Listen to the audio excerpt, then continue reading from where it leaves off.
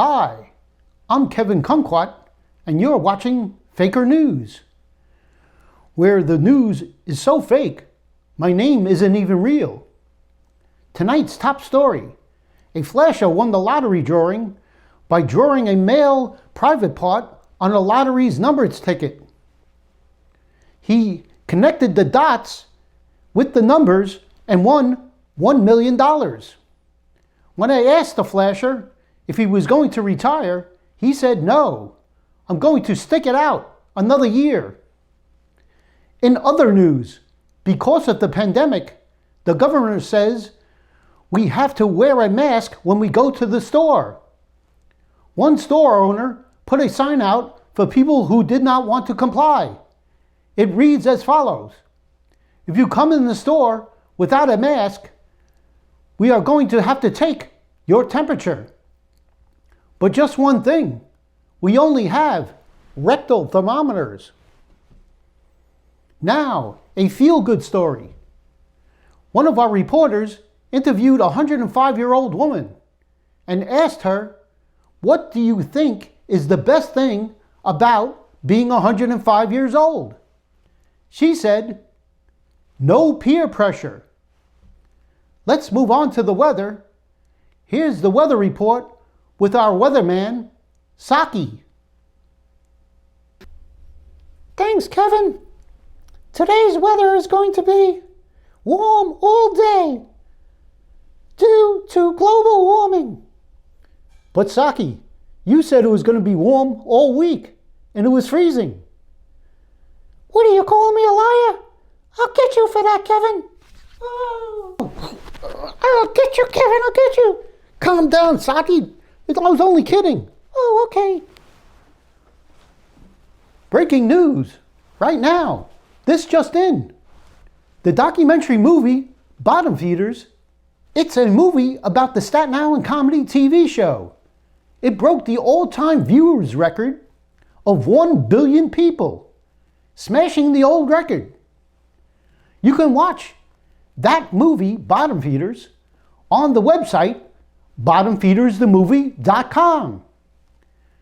Well, that's it for us. Coming up next, the Staten Island Comedy Virtual Show, starring Nevin Cummings and Fred Coscia. This is Kevin Kumquat. See you on the next Faker News, where the news is only sometimes real. Good night.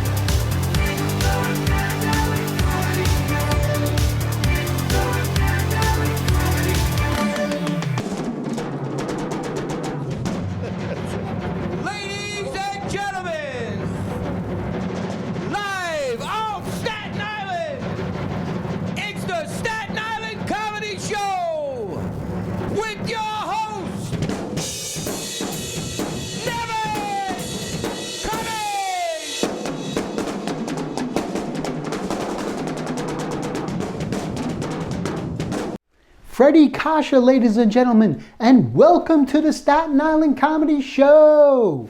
We're going to have a great show for you tonight, so stay tuned. It's a virtual show. We have comedians perform their stand-up set on location, and you will see them right here on the Staten Island Comedy Show. Our first comedian is Jean Kim. She was born in Seoul, South Korea, grew up in Ohio. She has been doing comedy for 4 years. What made her get into comedy was growing up in Ohio as one of the few Asians in her town. She was not the class clown at school.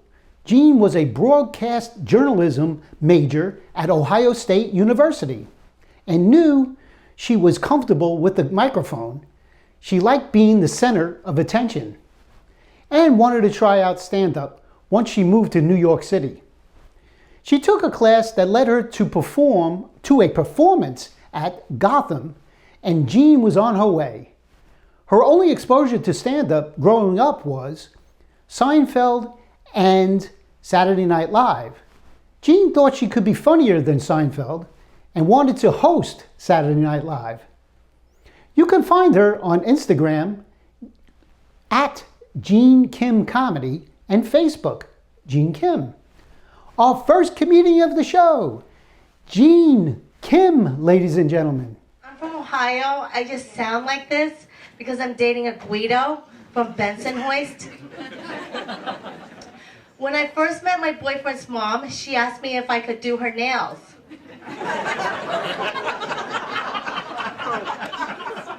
At first I was put off by this, but then I said, hey, it's my boyfriend's mom. And so I gave her a mani-pedi, and I dry cleaned her sweater. So I put on a few pounds this summer, but I'm not worried because winter's still here, and I'm one good flu away from my ideal weight. So, you know what, maybe it's time to maybe lose a few pounds when you walk in on your boyfriend masturbating to a picture of a skinnier you.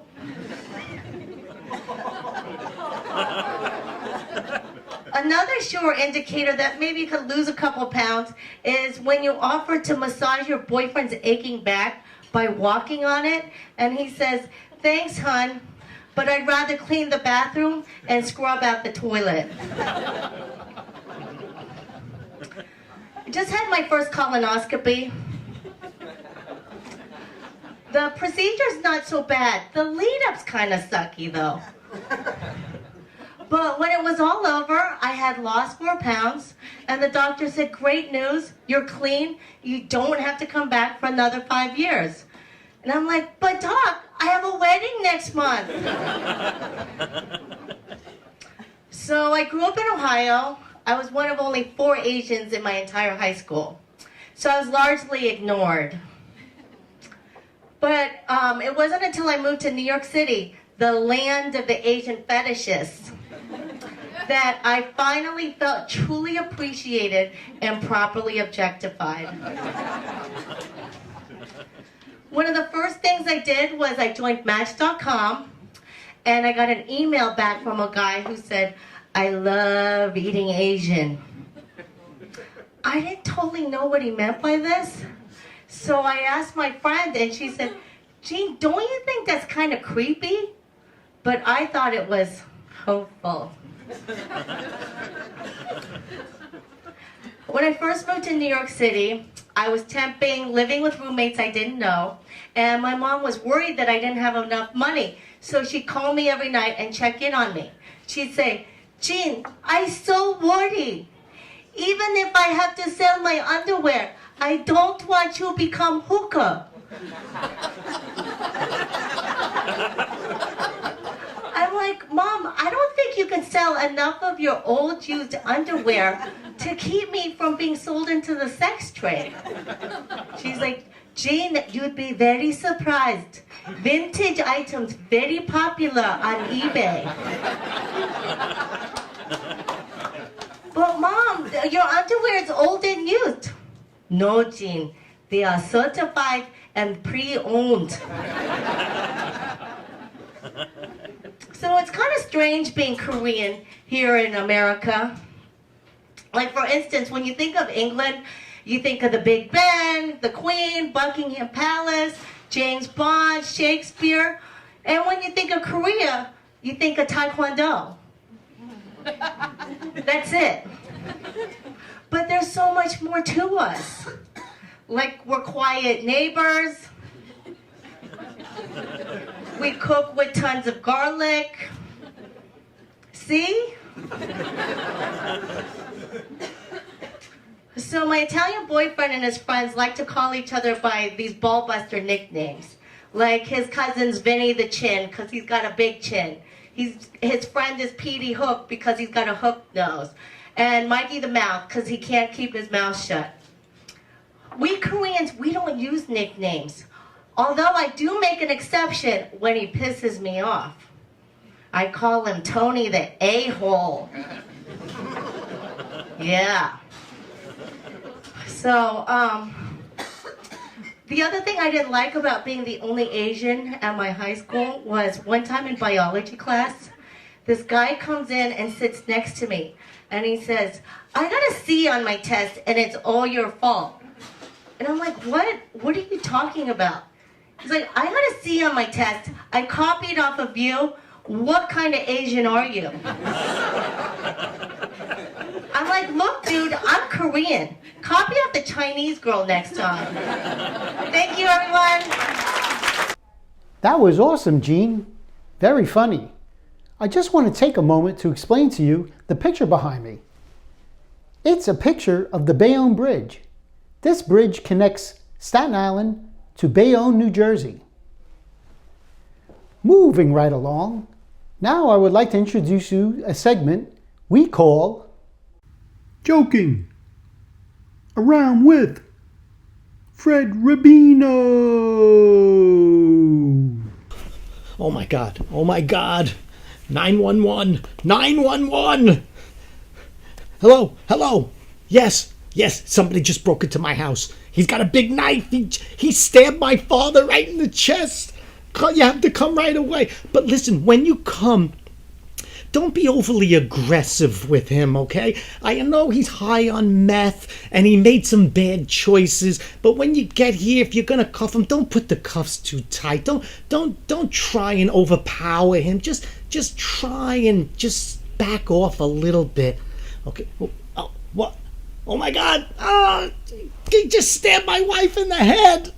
Oh, but listen, when you get here, when you're trying to put the cuffs on, he punches you and he tries to wrestle you for your gun. Just don't be overly aggressive. Don't be hitting him back. Maybe you could talk to him and say, listen, your choices with the knife weren't that good. With the gun, we don't think that it's gonna all work out for the best. So maybe you could talk to him. Be a little gentler with him.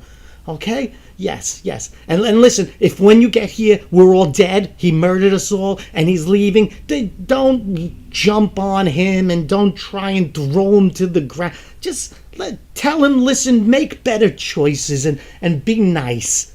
Okay, thank you. Yes. All right, I have to go. I have to go get murdered now. Thank you. Bye. That was great, Fred. Our next comedian is Jeff Greenberg. He lives in Wayne, New Jersey. He started comedy on stage at the Broadway Comedy Club in April 2019. What made Jeff get into comedy was that he always been telling jokes and doing impersonations since he was a little kid. He had performed at company parties and was always told to do stand-up. Jeff never did because he was too busy with his full-time job as a loan officer. His friend Robin Lakin, who is married to Jeff Lakin, who knew him since he was 12, wanted him to do her show. It went really well, and he was doing about 4 to 8 shows monthly until everything got shut down. Jeff has been doing virtual shows on Facebook. He appeared 1 or 2 times per month on Nancy Levine's Apocalypse Now comedy show. Jeff should be getting a YouTube comedy Facebook page up in a few weeks. Our next comedian, Jeff Greenberg, ladies and gentlemen. And take it away, Freddie, roll us in.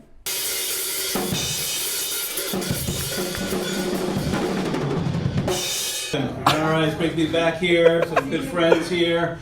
Grew up in Livingston. How many people from Livingston here? Woo! All right, Livingston. All rich Jews in Livingston. I'm telling you. You know, the other day at the Ritz Diner, the cops were giving out tickets on Chevys and Dodges. You know, just for Big Park there. It was rough. You know. But I tell you, my wife, she's not here tonight. You know, she doesn't want to see me. But, a couple of hours ago, she called me, left me a message. I thought it was to wish me a great show. No, she just wanted to tell me that my dog pooped. I had this little terrier. I don't know, it was like 25 pounds. but it poops like a Saint Bernard. It's unbelievable. You know, the other day I took the dog out for a walk, and on the ground it pooped out "Surrender Dorothy." It's unbelievable. So anyway, you know, I don't come into the city that often, but I was here last week at the auto show. Anybody go to the auto show at all? Anybody attend those at all? Woo! Now, the auto show is not like it used to be back like in the 70s where they had some really hot models, you know, dressed like mini skirts and high heels, short tops, everything like that. And I remember going with my father, you know, when I was like 14 years old, and I was like in awe looking at these women. You know, my father would say, "Hey, Jeff, what do you think about the new Buick LeSabre here?" You know, I'm like, you know, you can get that with a V8, you know. Now it's like the opposite. You go to the auto show, and there's hardly any women. I mean, or you can't tell if they're men, women, gender neutral. I don't know what the hell's going on there. You know, you look at these people. You think they work at, they're like waiters at Applebee's, and they're at the auto show. So anyway. I used to come into the city way back when for those Jewish singles dances. Remember those Jewish singles dances? I used to go to those all the time. And I used to go with my friend Stan. You know, Stan was like, you know, 6'2", thin. He just didn't look Jewish, you know. So we go to these. We go to they have it at the Copacabana, some really nice clubs, Webster Hall. You know, and, you know, Stan is getting numbers left and right. He's making out with women all over the place, you know. And I'm sitting there going like, well, at least the meal at Wohop was good, you know. Stan's getting phone numbers. I'm trying to get a phone number. There's digits missing. I get the number for Gimbel's Custom Upholstery, 407-7500, you know.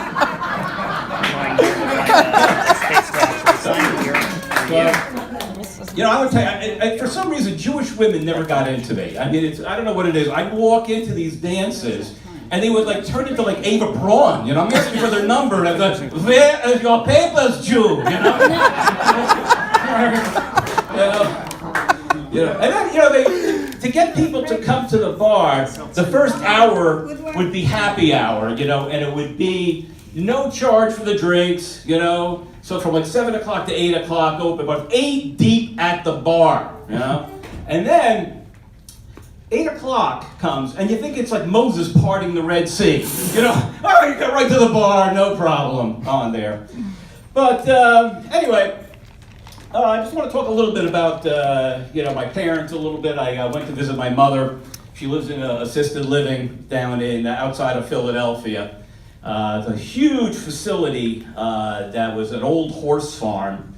In fact, actually, they still have some horses there, and even the horses are in assisted living. They've been waiting around for the guy to sing Broadway show tunes. I don't know what's going on. But anyway, so I went to see my mother. She's 81 years old, and she says to me, "Jeffrey, come here. I want to talk to you. I want to tell you something." I said, "What is it, Ma?" She said, "I'm still suffering from postpartum depression from you."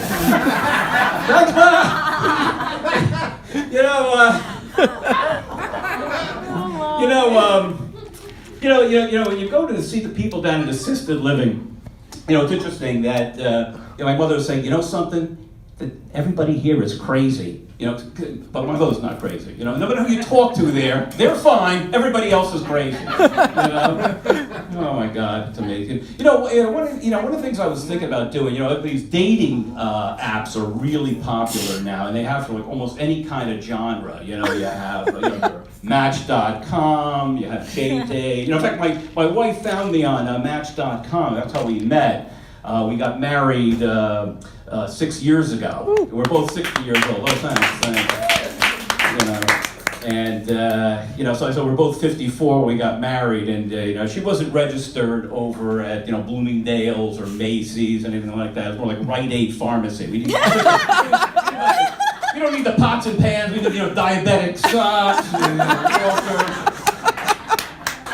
Even we're at the catering hall, the caterer said, "Who's going to walk her down the aisle?" "Yeah, we're going to need a walker."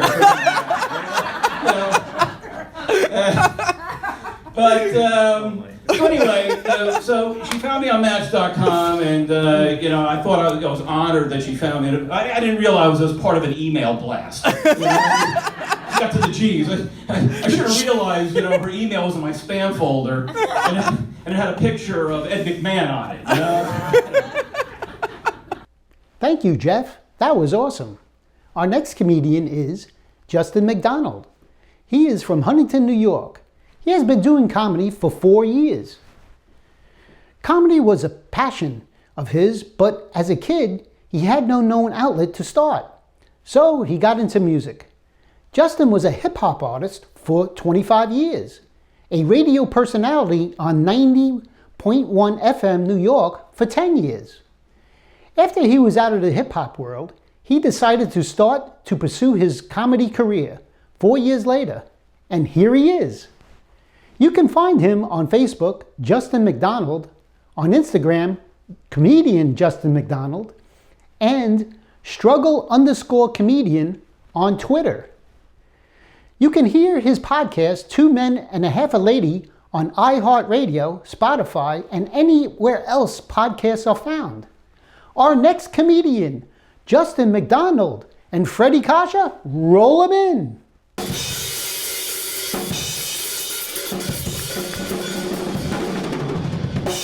Netflix and chill, that was a thing for a while, right? Is that still a thing? Yeah?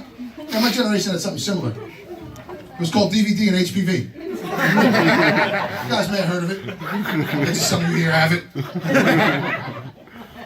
My parents had it worse. It was 8-track and AIDS.